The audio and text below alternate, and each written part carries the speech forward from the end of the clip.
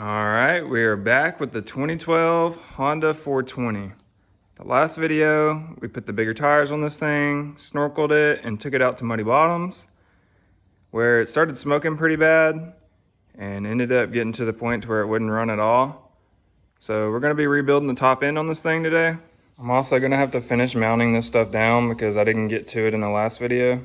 I've never actually done a top end on any of the sideways motors that Honda makes, which is in all the Ranchers and Rubicons and stuff. I have worked on the sport bikes, which are completely different. So this is gonna be a little bit of new territory for me. You can see all my friend gave me was a piston, rings, and the seals. So I'm really hoping that the cylinder's not messed up. It wasn't really smoking that bad, so I'm assuming that it's not. We will measure all that stuff whenever I get it apart, but we won't know until I get it torn down. So we'll go ahead and get these plastics off, which is probably the most time-consuming part.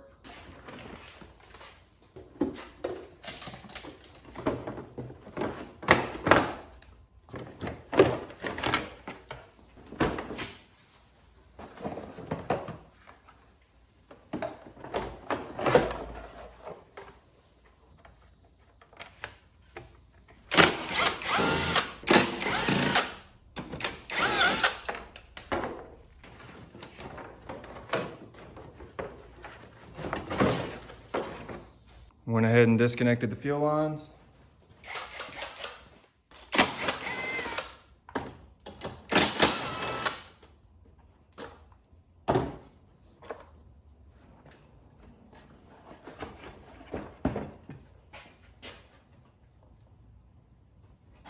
Forgot the little breather line for this.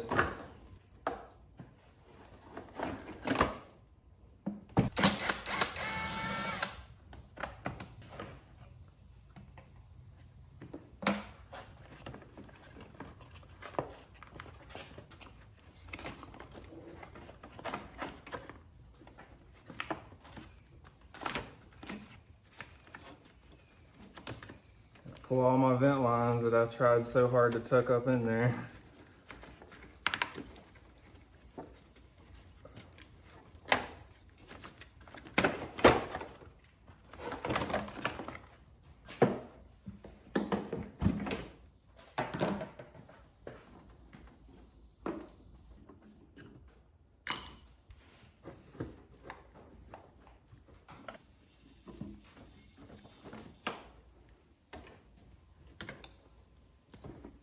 So I'm probably just gonna leave this throttle cable and this fuel line on here because I can just pick it up and set it out of the way. They got enough length on them.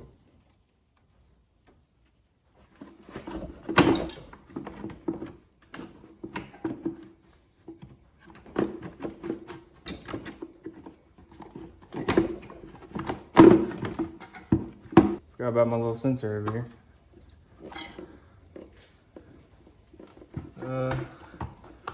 Throttle position sensor, crankcase vent. All right, it's 12 millimeters to get the exhaust manifold off.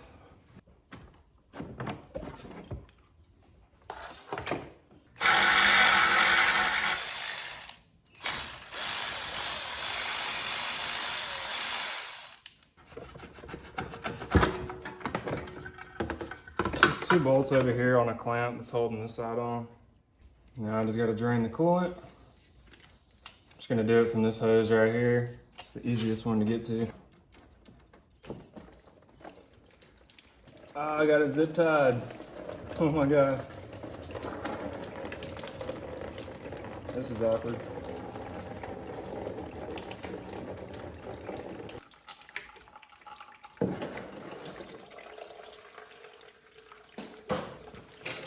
Good thing it's just water.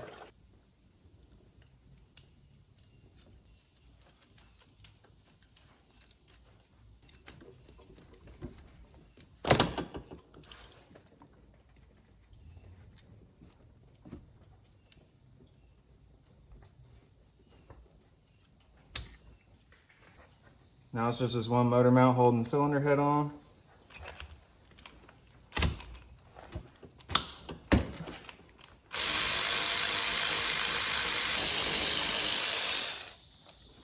All right, so we're finally down to the motor. Pretty sure I can go ahead and pull this valve cover off because this doesn't have an overhead cam, so there's not a cam right here. It's actually down in the case. So I'm pretty sure this isn't actually holding anything down. Don't quote me on that.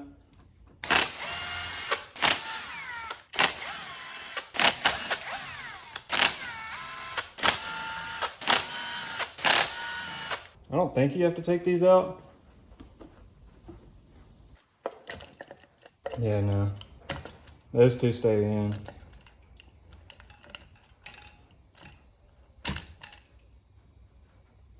Oh wow, so the rockers are actually in the cover.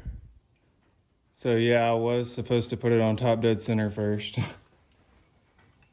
Just goes to show that I haven't worked on these at all. It's no big deal though. It's not gonna hurt anything. Some big old beefy push rods in this thing. I didn't know they were that big. I feel like aluminum.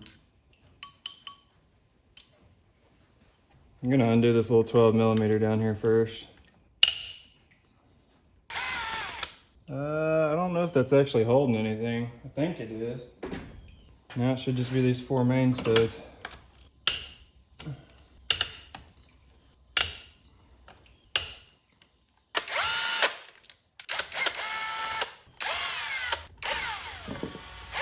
All right, see how hard this thing's gonna be to get out of here. Oh, there's washers I didn't realize. It must have been what fell earlier. Came right off. The piston was definitely not on top dead center, but it was close. There's a ton of carbon and oil on these valves. Jeez. You see the spark plug's already like black from all the oil. And then the jug just has 2 little 10mm down here holding it down.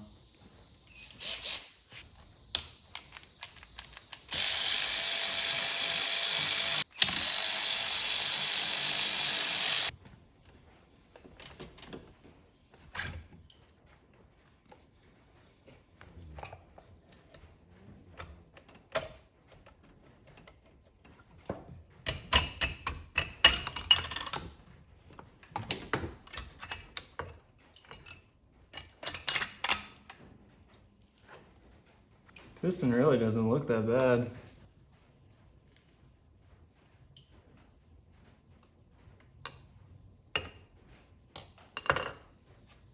Now I can go and get this piston off. Just a little circlip, snap ring circlip, whatever you want to call it. And the wrist pin should just slide right out. Sometimes that's easier said than done. I usually just use a 3/8 extension. That's fit pretty much every wrist pin I've ever worked on, so.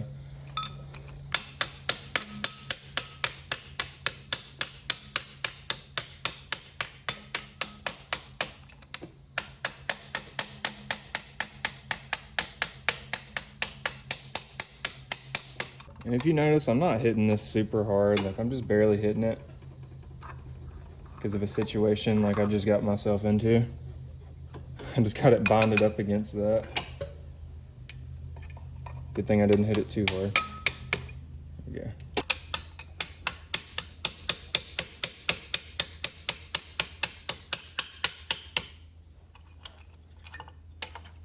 Is that enough? Yeah. So like I said before, the top end on this thing wasn't very old at all. You see this piston still looks brand new. But he got this thing in some pretty deep water before I went through and sealed everything up. And it started smoking real bad right after that. So we're guessing that the rings were the issue, but I'm gonna go ahead and throw these rings back in the cylinder and just measure them and see where they're at and verify that they were the issue. So I'm just sitting here checking out how all this works, and it's pretty cool, so I figured I'd show you guys. But this is where the water pump is. You see where the coolant line goes in up there? And basically, the passage goes up right here. You see the big hole? And then it goes up into the cylinder right here to this main passage. And the water pumps all around the main sleeve in here. This is pretty similar to how the Polaris is. And then that goes up through the head, through these little holes here. And then comes out the thermostat right here and either goes through the bypass until the engine warms up, thermostat opens, and then it goes to the radiator. But I'm guessing this is what makes these things so bulletproof, because that's a really hefty cooling system on this thing. And then for the oil, because the oil's got to get up to the top end somehow, you can see it starts from right here in the bottom of the case. I don't know if you can see the little passages in there. And then that little passage lines up right here on the cylinder and goes into where the studs actually are. So this passage where the stud is where the oil goes through. And but you can see there's a little passage down there. It goes up to here. And then on the valve cover itself, that passage lines up right here. That's what oils your actual rockers up here. Same concept for all motors, but it's pretty cool to see the difference between them. You can also see got massive valves and valve springs in this thing because there is only two, which is gonna make changing the valve seals a breeze on this thing. I'm gonna go ahead and check all these old rings, just see what the gaps are and make sure they're out of spec. One thing I'm noticing, I didn't really think to check on the top two rings, but on this one, let's see where they at. You see the bottom ring, the gap is right there. And then the top ring, the gap's right there. And then for the middle actual scraper ring is right here. So these weren't really spaced out very well at all. They're all within this skirt. So I'm sure that had something to do with it smoking. Like I said, I didn't think to check on these two, but I might play the video back and see if I can see what these rings are at. So this is the top ring. Wow. Just looking at that gap. See if I can show you guys. You know what, I can just turn it. Can you see how big that gap is? Jeez. It doesn't really look that big on camera, honestly.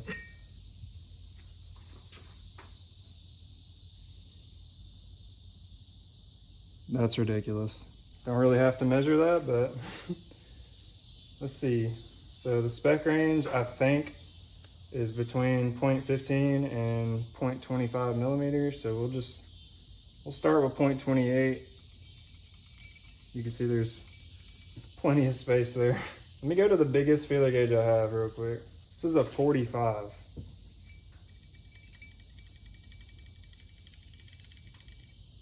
Wow. I guess let's check the second ring. I'm pretty sure this is just the oil scraper ring. Might need to refresh myself in how piston rings work, but just going off memory here. And yeah, it's the same way, just a ton. There's a little bit less of a space, which is supposed to be a little bit smaller. That's crazy though. That does make me worry a little bit though, that the cylinder is really worn out too. It's not just the rings, it's both, which is why the gap's so big. Just try it a little further down. Yeah, it's still that way too. What about right at the top? Yeah. So I don't know. We'll try the new rings and hopefully they're within spec. All right, got the new rings here. They already feel a lot stiffer, obviously. So if you guys are wondering, that's what the gap's supposed to look like. Can't even see it from there. See that tiny little gap in there? So let's measure that, make sure it's in spec. Just gonna go right in the middle, be 0.20 millimeters. It's a little small. Let's see, it's just 33 millimeters. I still don't think that's it. 40? 40 millimeters. I have to go do some research real quick. Let's check the second one first. By the way, just in case you're wondering, it's literally getting dark outside and it's still like 85 degrees outside.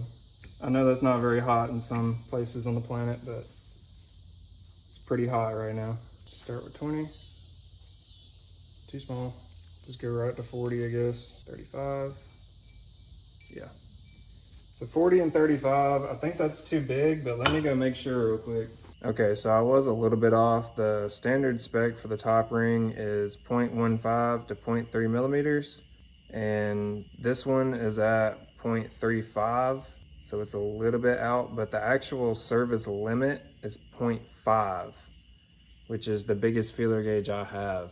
And then for the second ring, it's 0.30 to 0.45, and the second ring is 0.40, so it's in spec there. And then the O-rings, I checked them as well, so we're all good there. Only other thing I'd be worried about is this cylinder. You can't even really tell. There's just a little bit of wear in it. You can't catch it with your fingernail or anything. It's not bad at all, so I think it'll be fine. I already got the rings on the piston and the cylinder cleaned up. And since these snap rings are the ones that are super easy to get on, I'm just gonna go ahead and put the piston in the cylinder, and then I'll put the piston and cylinder on together. For those of you always asking why I never use assembly lube, this is just for y'all.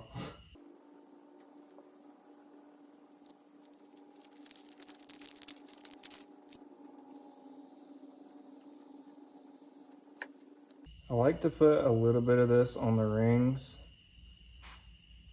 just because it's pretty sticky and it kind of helps them stay into place so they don't want to, move around. And obviously, you can never have too much lube on this. And now, usually these have an exhaust, but this is an in. So I'm pretty sure this goes to the intake.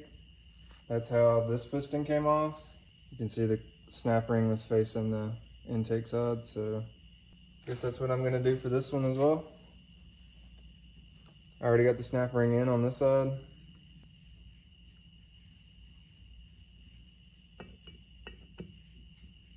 Also, I forgot to mention there is a clearance in between the cylinder wall and the piston, and I did measure it.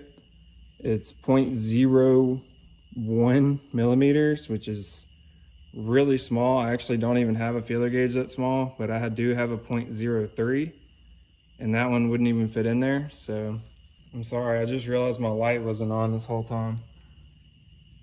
Hope it wasn't too dark.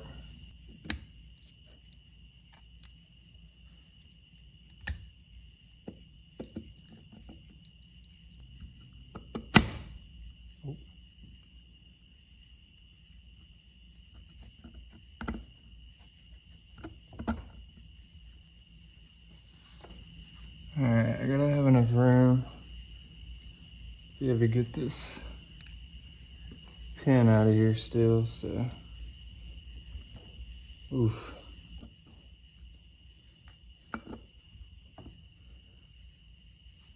Now we can just get it back on there. Really wanna make sure that there's not any dirt down there in those lifters.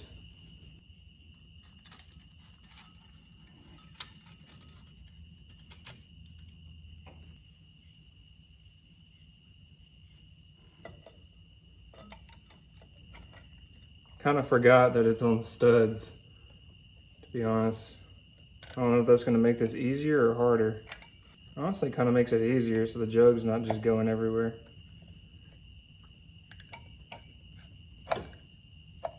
Okay. I think one of the rings did come out on this side. Yeah.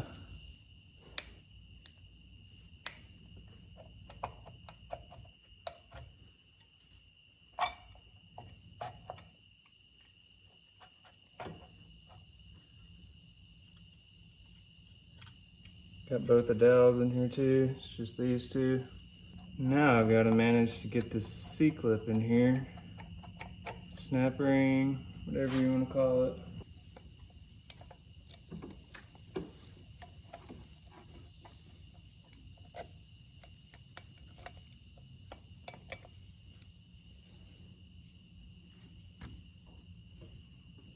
All right, now I can slide it on down. Make sure my gasket's lined up.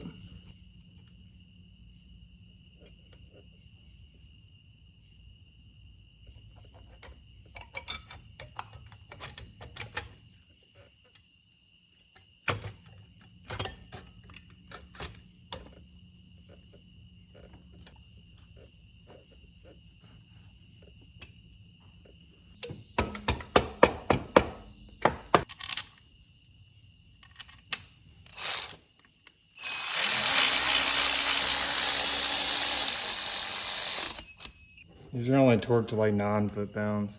Alrighty, now I gotta swap these valve seals out, which is never fun. If you've never seen this before, you basically just have a tool that holds the valve on this side.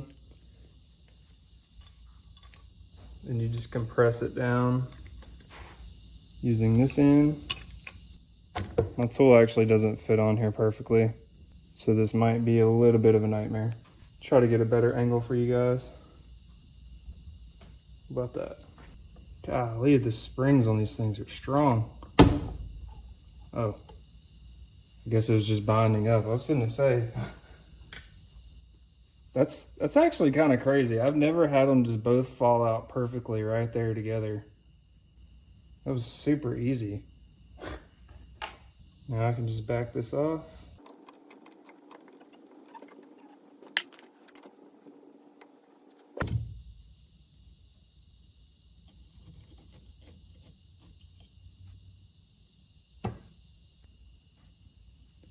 And go ahead and pull this valve out.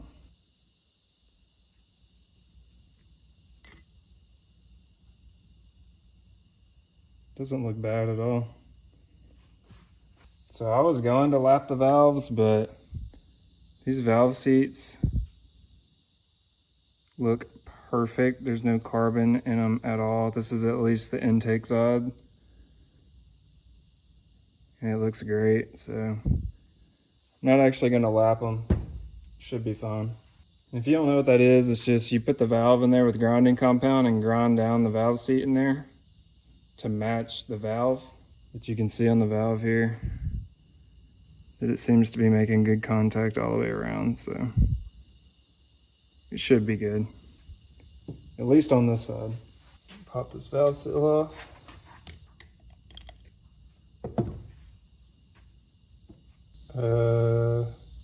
These aren't even the right valve seals. My buddy got the wrong valve seals for this thing, so I ended up having to put the old one back on the intake side. Fortunately, I didn't tear it up trying to get it off of there, so it should be fine. I'm not even gonna mess with the exhaust side since I don't have the seals for them.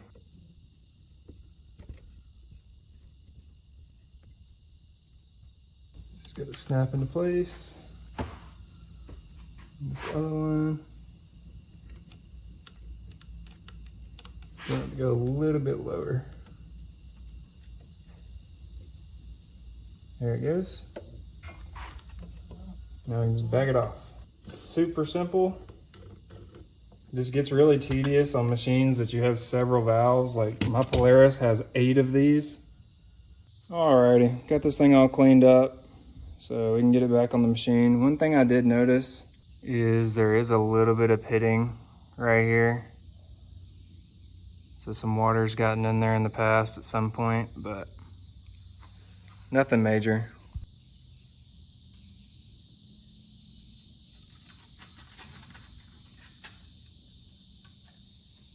Now I did go through and clean this thing up and blow out all these little passages, because as I was talking about earlier, these passages are very important, especially the oil passages, because you can see how small those holes are. If just a little bitty piece of gasket or something got stuck in there, could cause some pretty serious issues. So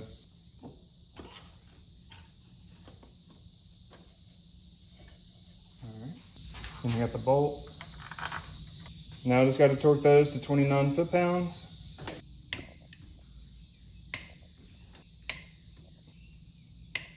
All right, and then got these motor mount bolts started.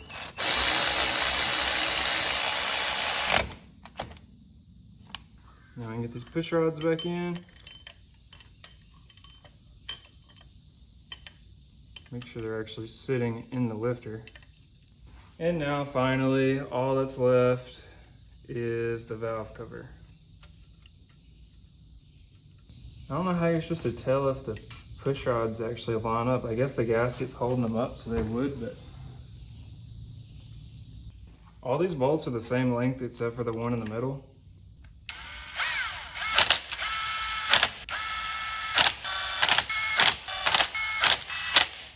And just like that, it's the next day. I've been trying to balance working and editing to try to get the videos out faster for you guys, because I have a ton of footage I just haven't edited yet.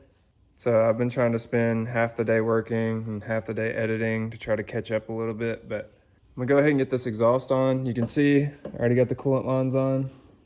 One on the top, bottom, then the bypass hose.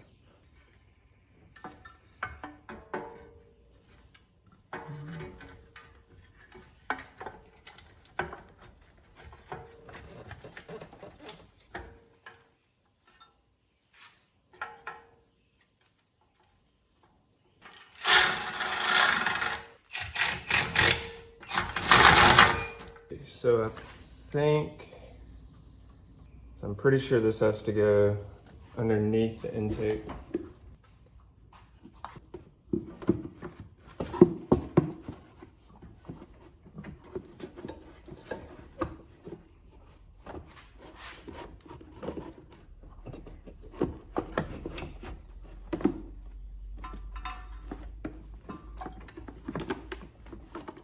Yeah, I'm pretty sure it goes like that.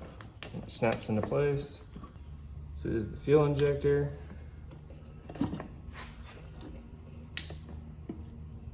I don't think that's throttle position sensor. Maybe that's the one on the bottom, I'm not sure. That looks like the throttle position sensor. So I am gonna have to re-dye electrical grease all these. I guess I'm gonna have to pull them back off and do that real quick. Oh man, almost forgot to pull the rag out. Could you imagine?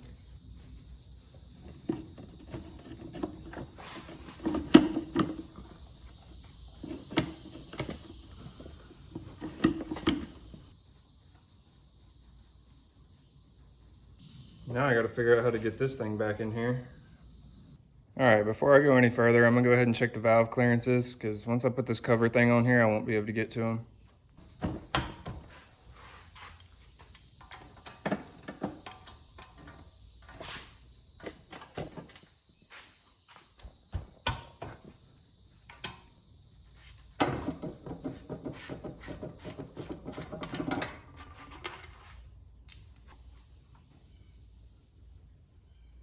Okay, they have no clearance right now. So since those don't have any clearances in them, I'm just gonna pop this valve cover back off because I'm worried that those push rods didn't sit on the rockers right. It's easy enough to take it off, so. Yeah, I mean, it feels like they're on them. And of course, with me rushing, I completely forgot to check the valve lash before I took it apart. So I have no reference to go off of. All right, so I'm just gonna bump the key. Let it turn over a couple times and just see. Oh gosh, not the fan wire. Oh no, where's it at? It's right here somewhere. Oh, it's right there.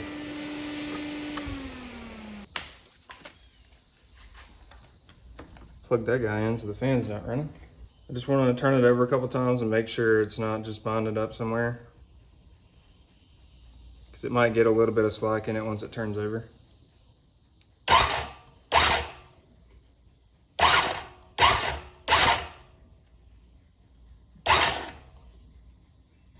Okay, no, they're not. So since I have to set the valve lash, I'm just gonna go ahead and put it on top dead center. The way you do it on these is you get a little Allen key for this inspection window and 3 10mm back there to get on the crank.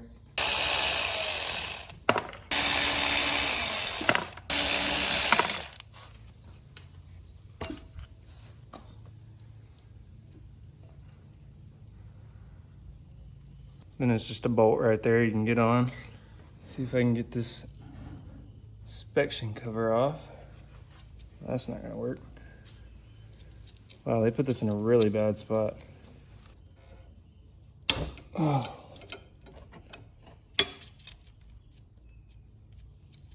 I have to put some grease on that thing or something. I don't know why the Allen keys always tend to get so tight. Looks like a 17. Am I turning it the right way? Should be counterclockwise, right? I haven't seen it yet. Oh, well, there it is. Should be it right there. I don't know if you can see it. There's a little T up there and then the line right below it. And you got the F and the line below it, so. Should be it. Valves still have 0 clearance. I'm gonna have to back those off.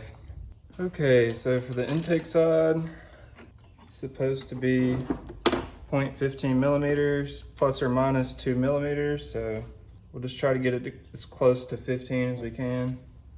Okay, clearly something is up though, because these are like backed all the way off now. So that's weird.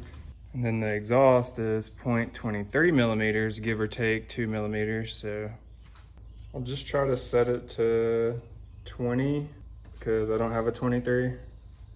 That'll be close enough. I'll just make sure and get it a little tight. Or what am I saying? I need to get it a little bit loose, actually. And I might end up having to redo this later once everything kind of settles, because I did take the valves out, so maybe they need to kind of reseat a little bit. Who knows? Maybe one of you guys know. Should be good now. I'm gonna turn it over a couple times and measure them again and see if it changes.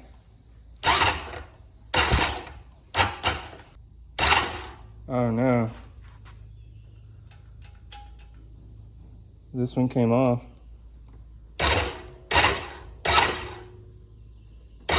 See, that's what I was worried about. Oh my gosh. All right, so I had to pull this cover back off, make sure it was on top dead center. And when I put it back on, it kind of popped on there perfectly. So should be good now. Yeah, see, now these have a ton of play in them. So I guess those push rods are bonding up a little bit somehow. Now I gotta adjust the valves again. All right, should be good. Now I'm gonna do it again. Turn it over a few times. Oh gosh, not again. Make sure it doesn't change again.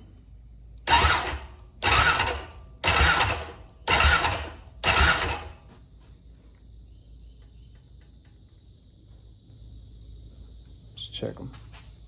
All right, I put it back on top dead center and they're right, so should be good. I'm gonna go ahead and get these caps on and start getting the rest of this put back together.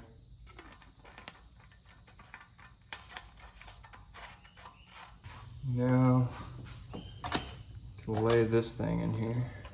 This does go over the top.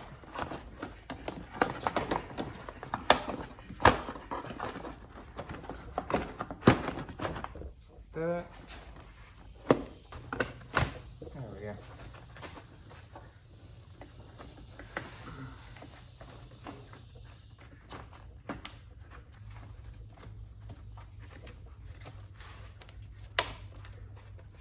All right, this one in here, pretty much good to go.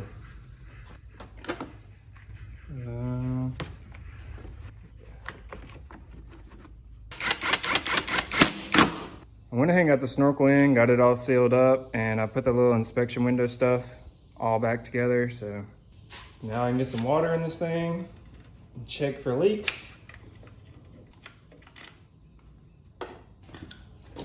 Oh my, may have put a little bit too much water in this. I always use water whenever I do this to make sure it's not leaking before I fill it up with coolant and waste a whole bunch of good coolant.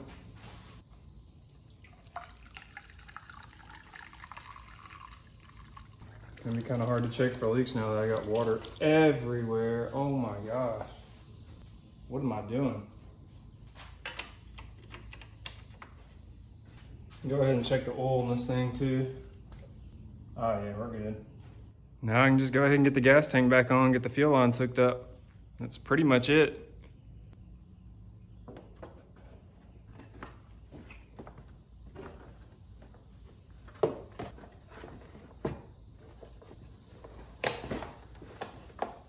Now I gotta get this fuel line hooked up, which is not fun. That's just the return line for the tank. It just goes back down to the fuel pump. Turn the fuel valve back on. Of course, it doesn't have a lever or a knob on it. All right, this thing should be ready to fire up. Well, actually, I forgot to hook the spark plug wire up. We are gonna have to get a new spark plug boot because this insulator is all kind of messed up. It's literally ripped in half. So we will have to fix that, but for now to be fine. All right. I'm also gonna have to put some gas in this thing because I drained it whenever I took it off. See if we have any leaks with this. God, I hope not. My nozzle's leaking. We'll just put a little bit in there for now because if that starts leaking, that's really gonna suck. All right, well, there ain't nothing left to do but to start it. See if this thing will fire up.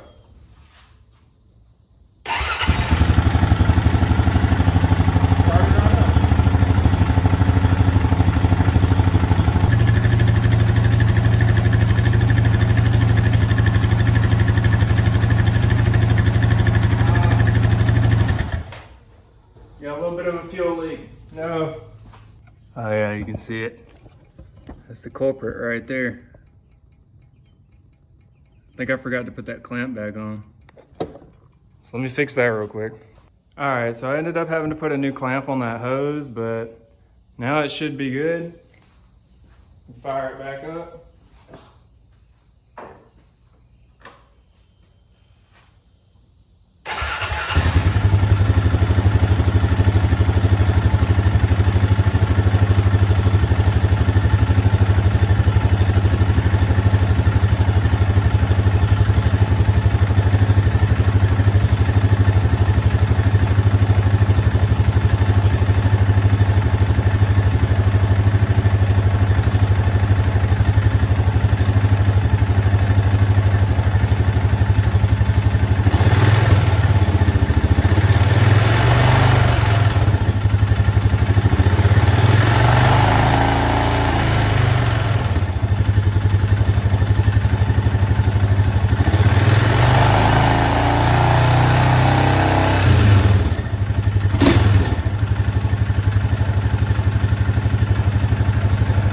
Got a check engine light flashing up there.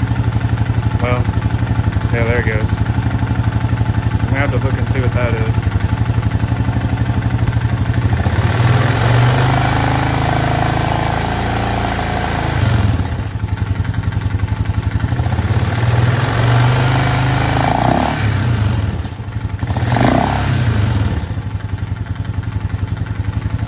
Sounds good.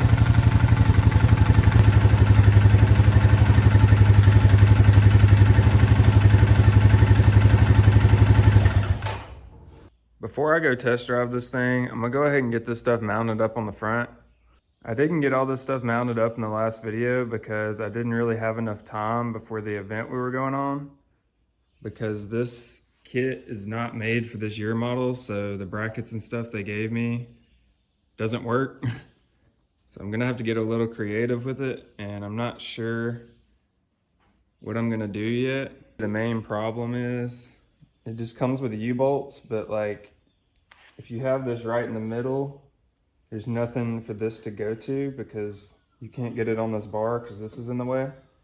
I thought about just cutting this off and just taking this top bar off and just moving the whole thing forward. But the other problem is in the back here, if you can see, it's not just a bar, it's got this brace right here. So with this right in the middle, even if you slid it up, you can't really go around that bar because there's a brace right there. And it's the same way on the other side. And then for the snorkel, it comes with like a little bar that goes under here. You're supposed to bolt it down. But the year model that this stuff's supposed to bolt onto, the metal's like really thin. So I might just turn this and bolt it down like that. I don't know. I'll try to get it figured out and then I'll show you guys what I come up with.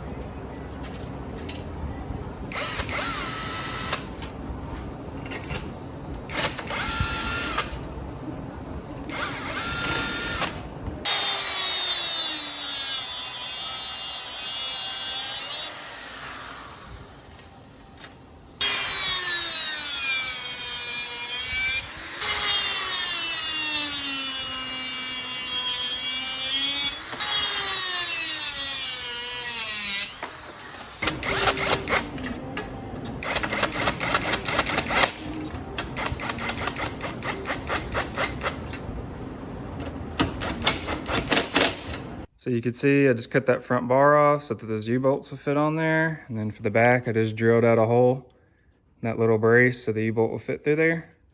And now that thing's on there, super sturdy. This rack is a little bit bent.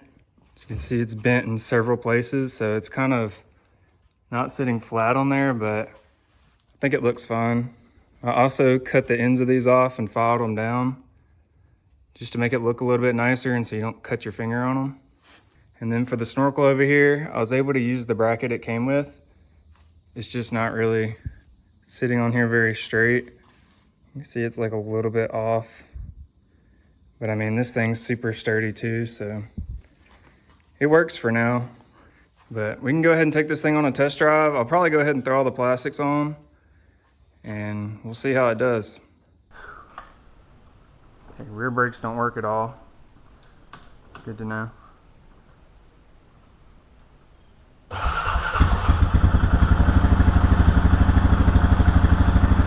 I still haven't looked into that check engine light. I should probably do that.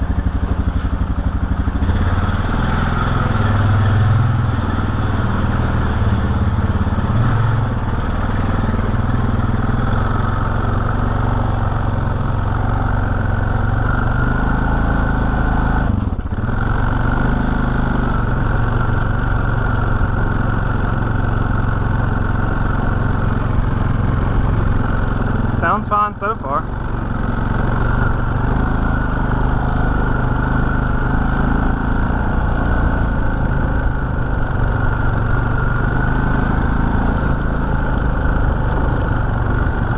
So I'm trying to vary the throttle positions.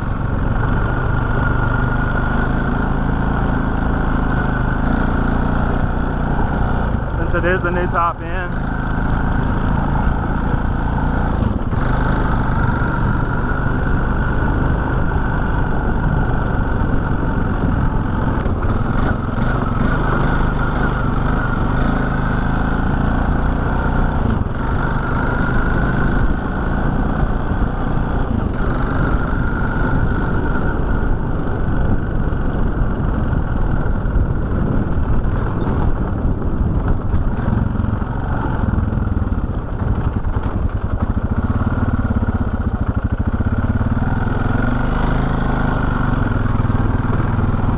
Not smoking at all.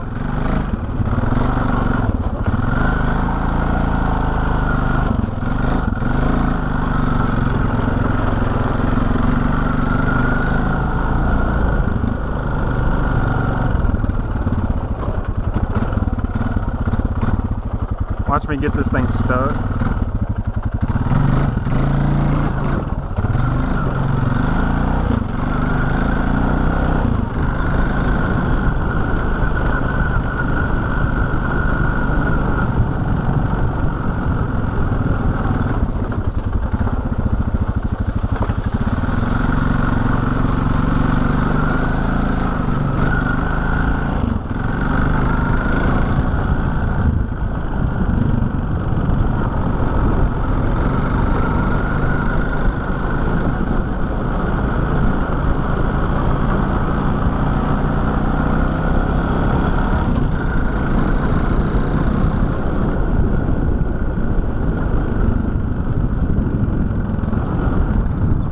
Went over like a quarter throttle yet.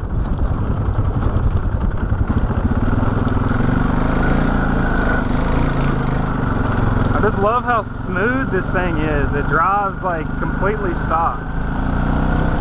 It's so quiet. I love it.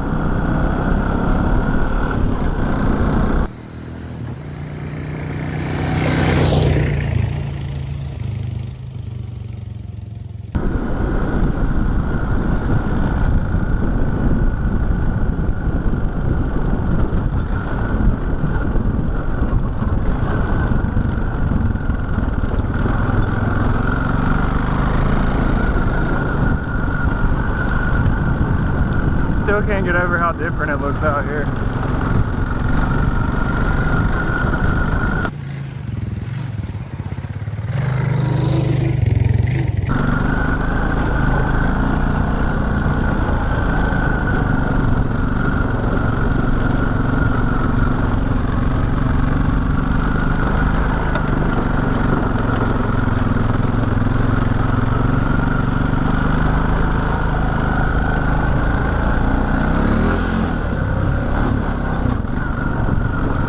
some deja vu, man.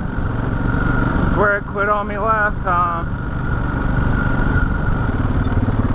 I literally pulled over right here. Started running real bad and died. But we're not going to talk about that because it's not going to happen this time.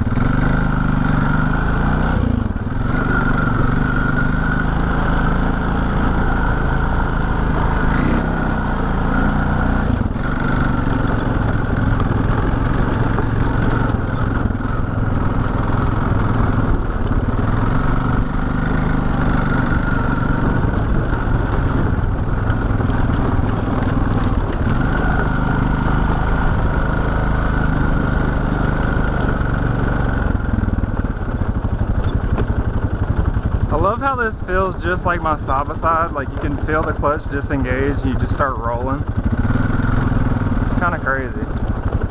Oh man, I ain't went through this stuff in a while. It's kind of, bro, if this thing breaks down back here, this is gonna suck. I'm literally in shorts and, oh god.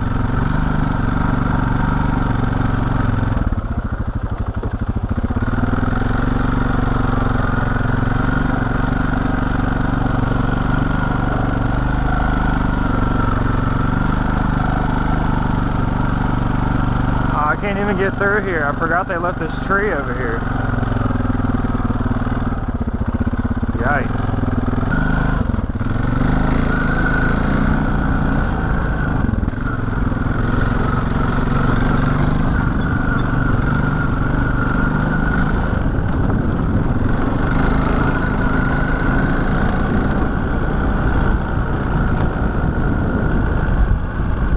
All the trails are gone, man.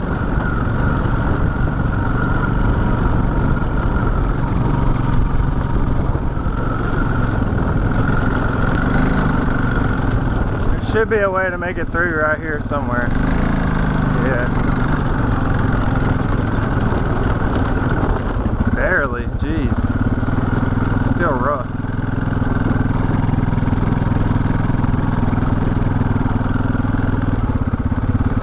You can see it's pretty rutted up in some spots.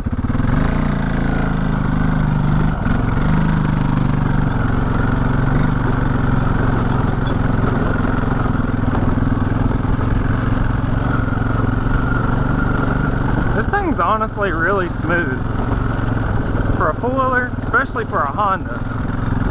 This thing's really not that bad.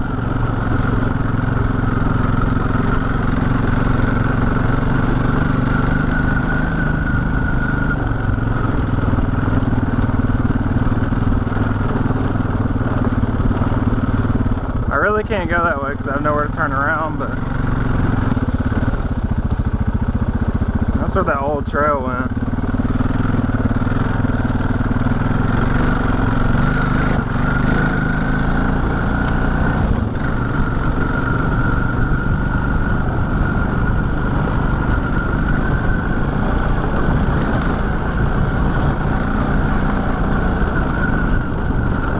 This thing's doing great so far. I really have no way of telling how hot it is. I'm kind of just waiting for the fan to kick on, but it's starting to kind of worry me. It hasn't came on yet.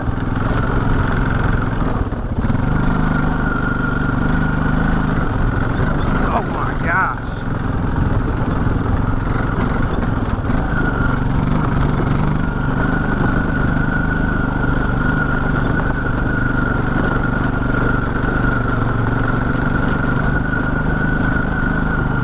Over here.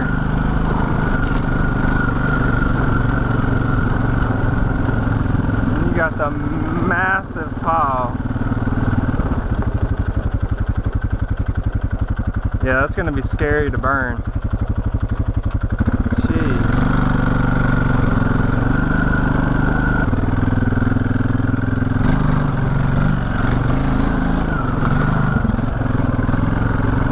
Okay, maybe I shouldn't have went this way.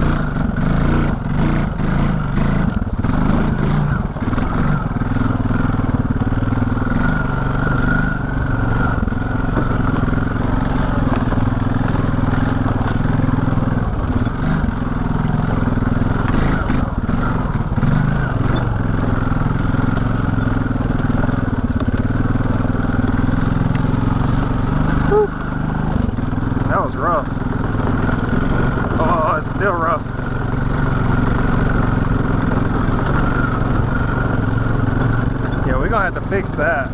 Jeez. Get me out of that stuff. Well, I just thought this thing was smooth till I drove through that.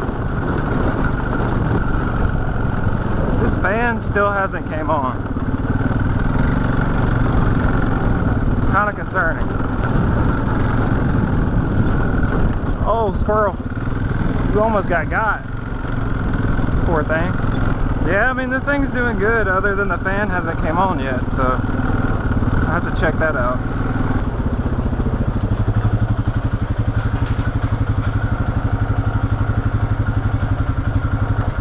Okay, so I figured out what that code is.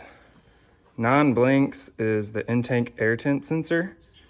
And if you look, that plug right there, it's supposed to be plugged in down there. And I just completely forgot to plug it in. So hopefully, once I get that guy plugged in, that engine light will go off. All right, now that that's plugged in, let's see if that light's still coming on. Wait for it. Wait for it. All right, it seems to not be coming on anymore. So there is another problem. This thing's leaking gas pretty bad through the main fuel line. You can see all the gas on the ground from leaving it overnight. And I did turn the fuel valve off. Like right now it's off, but it's still leaking pretty bad. So I'm gonna have to go through and figure all that out, but that's just little stuff. Otherwise though, this thing's running pretty good. I'm sure you guys will see a lot more of this thing in the future because this is my friend's bike and I doubt he's gonna get rid of it anytime soon, so. All right, so I went through and got that fuel leak fixed. It was just one of those little fuel lines down here, had a crack in them at the bottom down here on the canister. So it was leaking pretty bad, but got all that fixed up now. If you guys have made it this far in the video, I feel like it's only fair to give you guys a little sneak peek of what's gonna be in the next video. At least I can actually call that thing a bike and not offend anybody. But that's gonna be it for this video. As always, I appreciate you guys for watching, and I'll see you all in the next one.